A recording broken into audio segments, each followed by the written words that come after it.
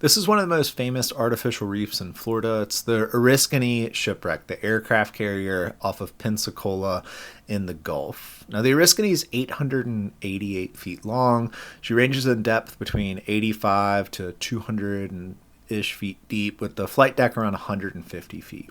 This wasn't my first trip. This picture here is from 2013. I've done the wreck a couple of times since then as well. Yes, that was in side mount, which is silly. But the Oriskany is an awesome wreck because she's so big that even if you have 100 feet of visibility, you can only see just over 10% of the shipwreck. We didn't have 100 feet this trip. However, you can get conditions like that, especially in the wintertime on the wreck.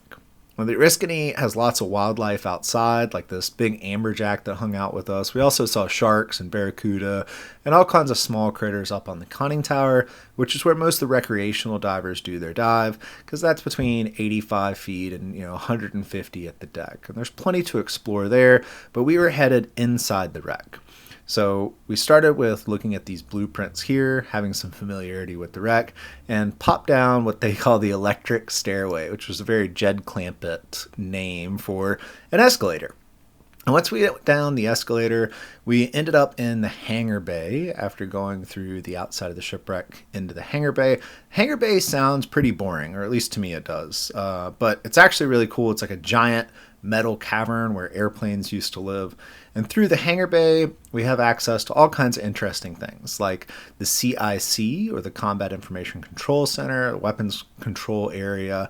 And I didn't get any images of that, but I did get some video of the radar, switchboard, and equipment room right there highlighted. And as we pop into that room, you can see there's tons of equipment, signage, panels, all kinds of interesting stuff. You could dive this wreck for a week straight and not see it all. Now, these penetrations are also pretty advanced because you can see there's a ton of silt on the floor here. So this isn't a spot to figure out if you're good at wreck diving. This is a place for people who are experienced with wreck penetration.